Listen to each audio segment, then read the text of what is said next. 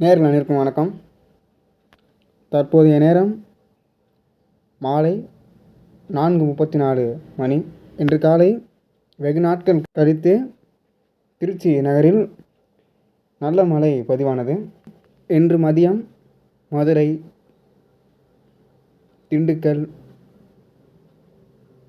சிவகங்கை போன்ற தென் மாவட்டங்கள்லையும், சேலம், நாமக்கல், கரூர், பெரம்பலூர் ஆகிய மத்திய உள் மாவட்டங்கள்லேயும் இடிமழை பதிவாச்சு.